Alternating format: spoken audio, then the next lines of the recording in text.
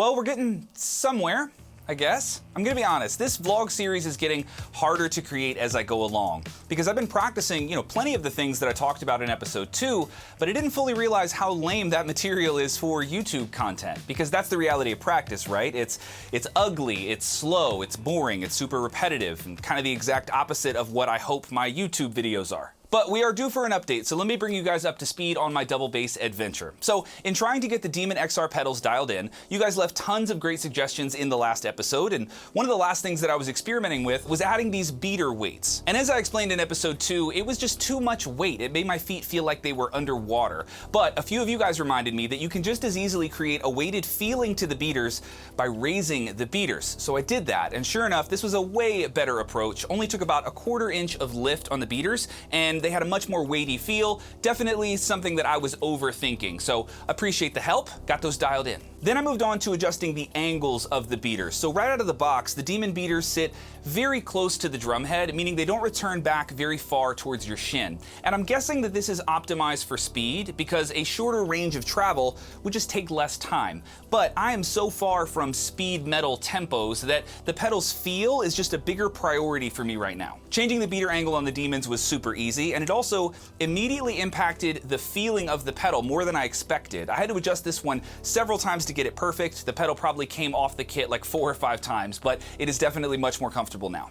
And finally, I swapped out the springs. So the Demon XR comes with 2 sets of springs. One is a normal set for human beings, and the other was apparently made for Jay Cutler in the 2009 Mr. Olympia. Seriously, these are way too strong for me, and if it's not a raw strength thing, I'm at the very least not using techniques that would require some upgraded spring, so the normal ones will be on the pedals moving forward. Now, after making all of these tweaks to the pedals, I do feel like I'm getting to know the Demon XRs a little bit better. I'm realizing that, like a high-end camera or some complex computer software, this pedal is designed to accommodate personal preferences, and that in of itself is a feature. You can make this pedal feel like 10 other pedals, and I'm starting to learn that many of these personal preferences can get really, really specific. It's why there's so much controversy in the double pedal world. It's because there's a lot of variables for how people set pedals up. For example, you can change the beater angle by 5 degrees, and I can feel it on the Demons. You can feel the smallest adjustment to the spring tension, or even like a 1/8 inch change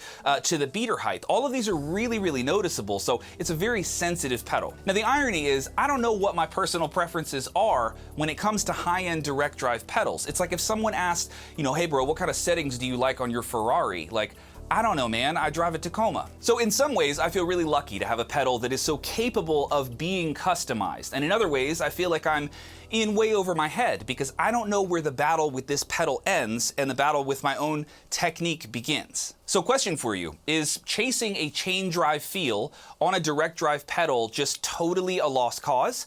I don't know, but I'm speaking with some friends this week who can hopefully help point me in the right direction.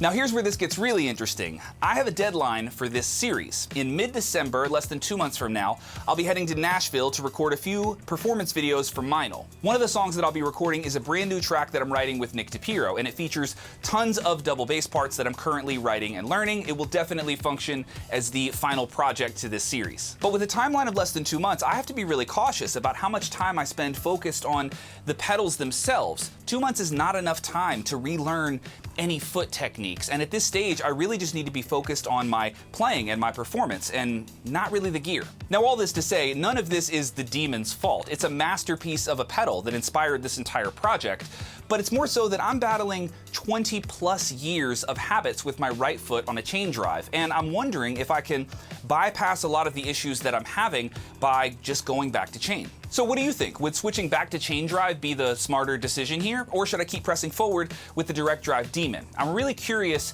to know your thoughts because I'm seeing a lot of drummers that are either in one camp or the other. Some people have played, 20 years on a chain drive like me, and direct drive feels very foreign. And others are the opposite. They've got 20 years on direct drive and absolutely hate the chain. So I'd love to know if there's anyone out there who has switched camps, or maybe someone who's proficient in using both pedals. Let me know in the comments. I could definitely use your advice. And if you're one of the drummers who plays with a strap, you can just go sit in the corner while the adults finish talking. Thanks.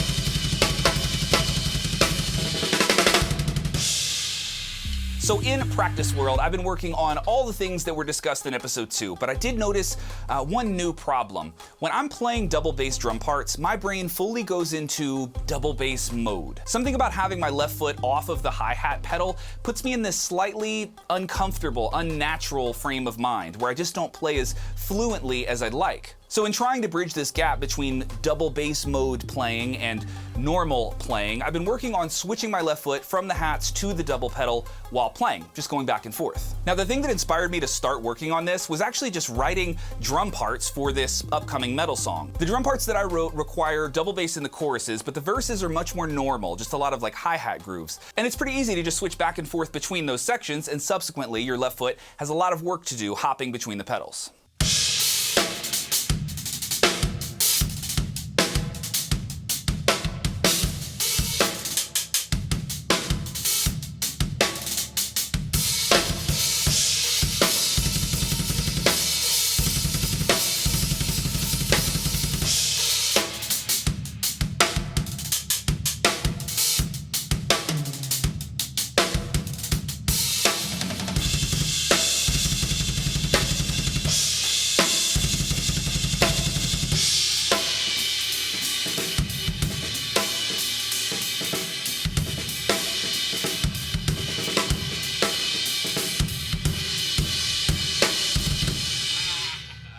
So there are two things that I love about this exercise. One, it just keeps me entertained when I'm practicing. It's really fun. And two, it doesn't damage my ego as much as other kinds of practice. By improvising the hi-hat parts, I get to feel like myself, at least for a few bars, and that confidence can bleed over the bar line sometimes into the double bass section, so you go into the most difficult part with a little bit of confidence.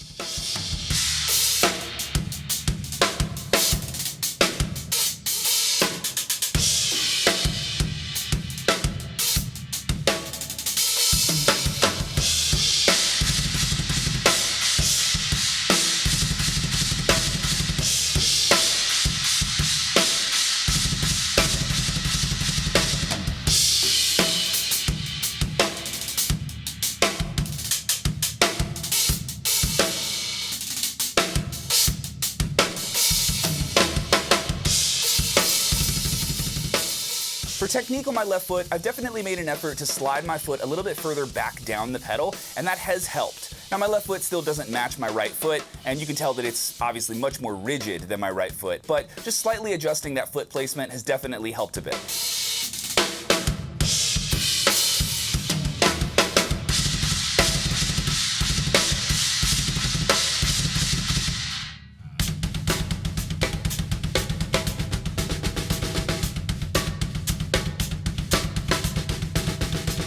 Alright, so here's a really cool groove that I stumbled upon this week. It comes with this weird challenge of essentially blasting with your left hand underneath steady 16th notes on the kick, and as you'll see here, that idea helped inspire some pretty cool concepts just as I was jamming with this idea.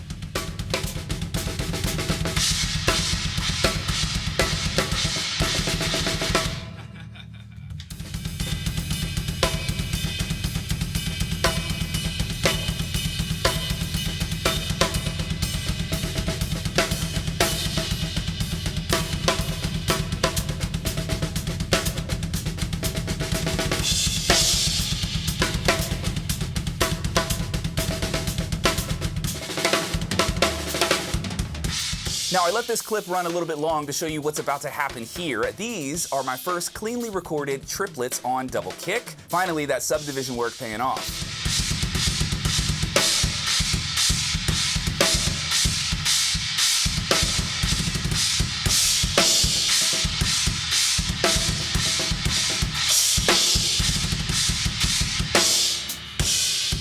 Now I know that I promised to address this foot rudiment business in this episode, so let's get to it. In case you missed episode 2, I essentially said that I believe playing rudiments on the feet is a terrible idea, but I didn't explain why.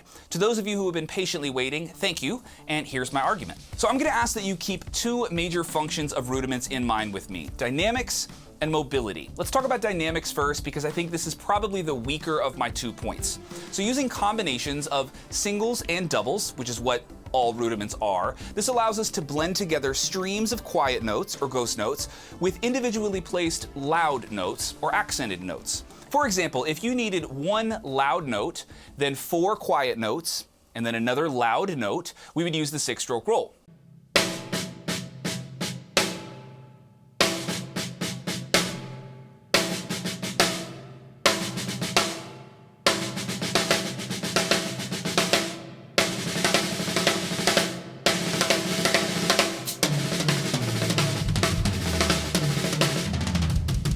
If you needed 2 loud notes followed by 4 quiet notes, you would use the paradiddle-diddle.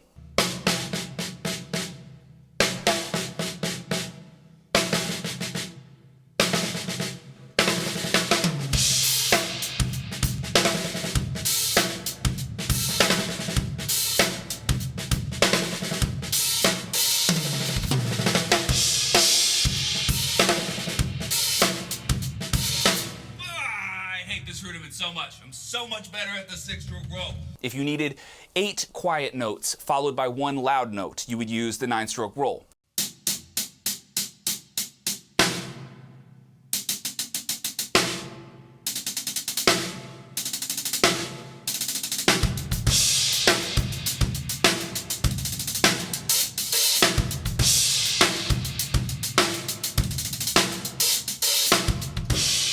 Now yes, technically you can achieve those same sounds with single strokes. This is a really common thing that younger drummers will say when you try to introduce them to rudiments. They'll go, but why can't I use singles? One of the best rebuttals to that sentiment is to remind drummers that rudiments are custom built for specific sounds. Every rudiment works this way. It has a structure or a dynamic template that gives you an advantage when it comes to playing specific loud notes within a sequence of other quiet notes.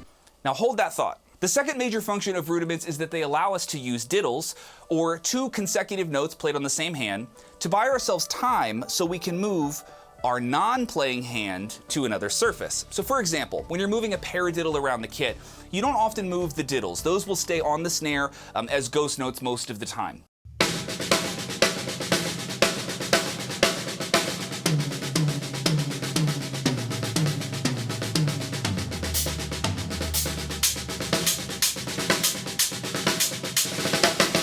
But when you're playing those diddles, so a left-left for example, you have precisely 1 extra 16th note of time to move that next single right hand to another drum. And it doesn't have to be a paradiddle. The mobility of any rudiment is determined by where the diddles are. Every time you have a diddle or 2 consecutive notes on the same hand, this is an opportunity to move the next note in the sequence on the alternate hand to a new surface. Diddles and rudiments buy our other hand time to orchestrate or physically move somewhere else. This is how rudiments give us such a big mobility advantage when compared to single strokes. Now when it comes to learning double bass, at least in the early stages, dynamics and mobility don't apply.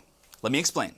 Individualized foot dynamics, meaning your left and right foot are executing accents and ghost notes in sequences like rudiments, that certainly could be something that you choose to learn at some point. But we're talking about an extremely advanced level of detail in double bass drumming. I struggle to think of any examples of this skill set being applied outside of novel drum solos. I would also venture to say that 95% of the genres of music that require double bass would never require the skill set of individually applied double bass foot dynamics. Now I say this is the weaker of my 2 points because in theory you could be good enough to work on this, I guess, playing patterns with your feet that have very specific accents and ghost notes where a rudiment is genuinely the best way to execute the sound. But I'm not that advanced, and I don't think most of you watching are either. Individualized foot dynamics applied in sequential accents and ghosts played on a double bass pedal, this just falls into a category of an elite skill set that most drummers will never need. Now when it comes to my second and stronger point about mobility, this one doesn't apply to double bass at all because our feet don't move. If we aren't orchestrating our feet or literally moving them around the kit to different voices, like, kicking a floor tom or something,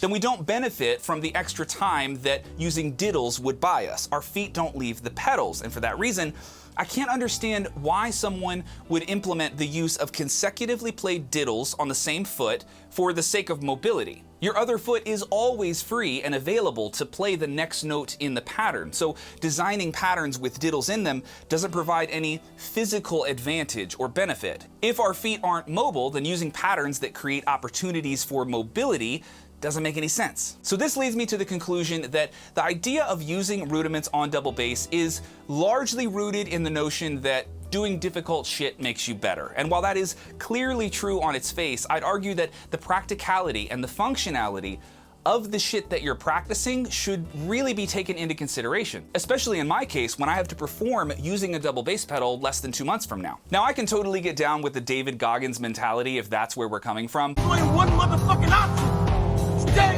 fucking hard. But in my specific scenario, I don't have the time to work on things that are just arbitrarily difficult. And as of now, that's how I see foot rudiments. So let me close this argument out with a question for you guys. Can you name a recorded double bass drum part on an album, preferably, that absolutely requires the use of a standard rudiment? That would be double strokes, paradiddles, paradiddle-diddles, 6-stroke rolls.